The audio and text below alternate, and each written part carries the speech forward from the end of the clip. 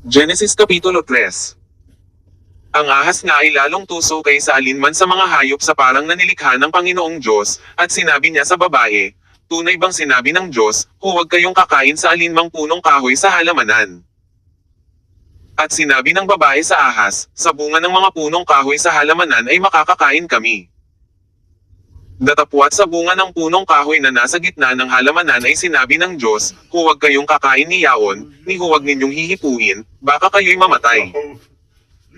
At sinabi ng ahas sa babae, tunay na hindi kayo mamamatay.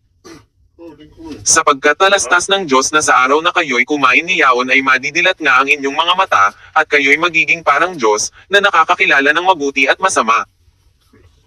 At nang makita ng babae, na ang bunga ng punong kahoy ay mabuting kanin, at nakalulugod sa mga mata, at kahoy naman ang nasa upang magpapantas sa tao, ay pumitas siya ng bunga ni yaon at kinain, at binigyan din niya ang kanyang asawang kasama niya, at ito'y kumain.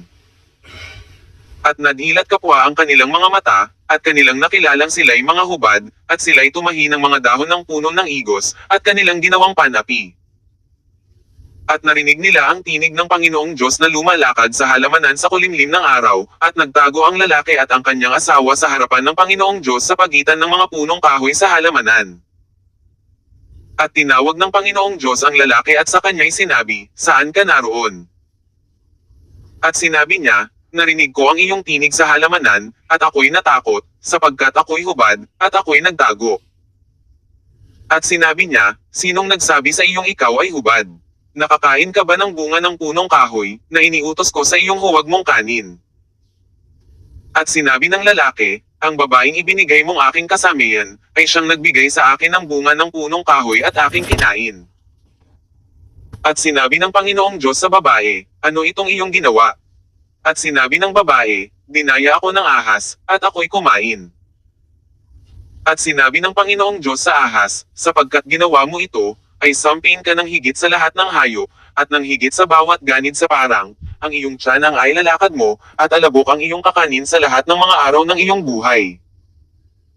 At papagaalitin ko ikaw at ang babae, at ang iyong binhi at ang kanyang binhi, ito ang dudurog ng iyong ulo, at ikaw ang dudurog ng kanyang sakong. Sinabi niya sa babae, pararamihin kong lubha ang iyong kalumbayan at ang iyong paglilihi, mangganganak kang may kahirapan, at sa iyong asawa ay pahihinuhod ang iyong kalooban, at siya'y papapanginoon sa iyo. At kay Adam ay sinabi, sapagkat iyong dininag ang tinig ng iyong asawa, at kumain ka ng bunga ng punong kahoy na aking iniutos sa iyo na sinabi, huwag kang kakain ni yaon, sampin ang lupa dahil sa iyo, kakain ka sa kanya sa pamamagitan ng iyong pagpapagal sa lahat ng mga araw ng iyong buhay. Ang isisibol ni yaon sa iyo ay mga tinag at mga dawag, at kakain ka ng pananim sa parang. Sa pawis ng iyong mukha ay kakain ka ng tinapay, hanggang sa ikaw ay mauwi sa lupa, sapagkat diyan ka kinuha, sapagkat ikaw ay alabok at sa alabok ka uuwi. At tinawag na Eva ng lalaki ang kanyang asawa, sapagkat siya ang naging ina ng lahat ng mga nabubuhay. At iginawa ng Panginoong Diyos si Adam at ang kanyang asawa ng mga kasuutang balat at sila'y dinamitan.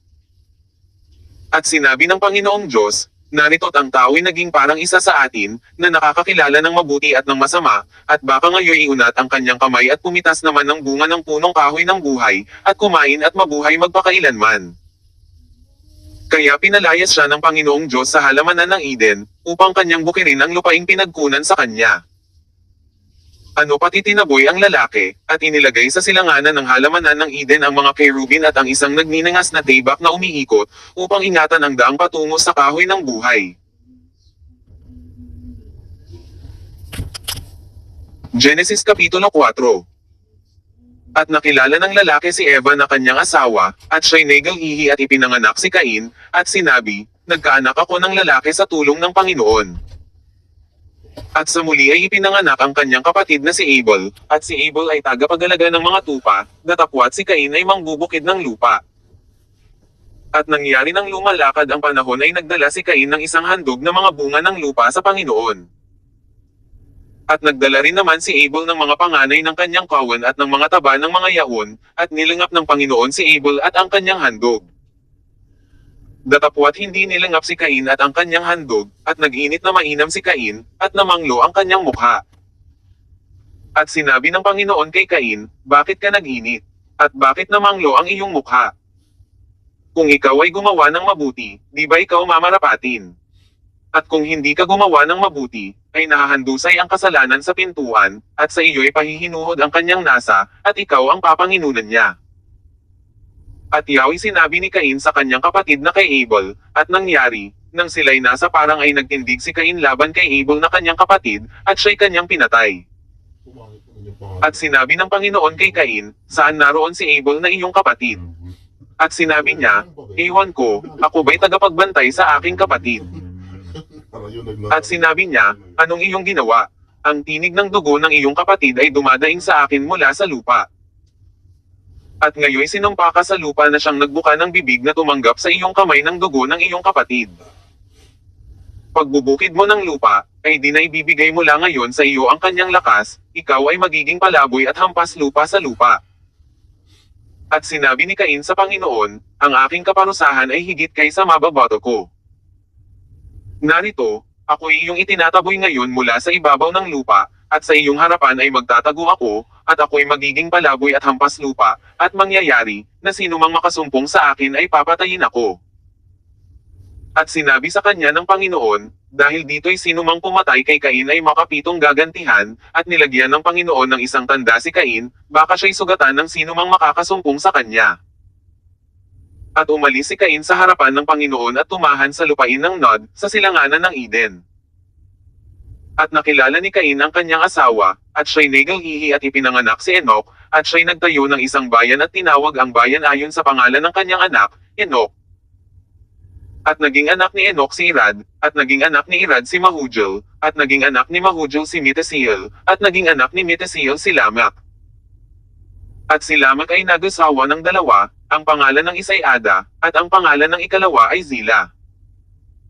At naging anak ni Ada si Jabal, na siyang naging magulang ng nangagsisitahan sa mga tolda at may mga hayop.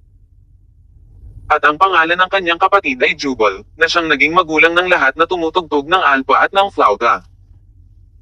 At tungkol kay Zila, ay ipinanganak naman niya si Tubal Cain na mamamandi ng lahat na kagamitang patalim na tanso at bakal, at ang kapatid na babae ni Tubal Cain ay si Noma. At sinabi ni Lamak sa kanyang mga asawa, Ada at Zila, pakinggan ninyo ang aking tinig, kayong mga asawa ni Lamak ay makinig ng aking salaysay, sapagkat pumatay ako ng isang tao, dahil sa ako'y sinugatan, at ng isang binata, dahil sa ako'y hinampas. Kung makapitong gagantihan si Cain, tunay na si Lamak ay makapitong pang-pito. At nakilalang muli ni Adam ang kanyang asawa, at nanganak ng isang lalaki, at tinawag ang kanyang pangalan na Seth, sapagkat ani ay binigyan ako ng Diyos ng ibang anak na kahalili ni Abel, sapagkat siya'y pinatay ni Cain. At nagkaanak naman si Seth ng isang lalaki, at tinawag ang kanyang pangalan na Enos, noon ay pinasimulan ng mga tao ang pagtawag sa pangalan ng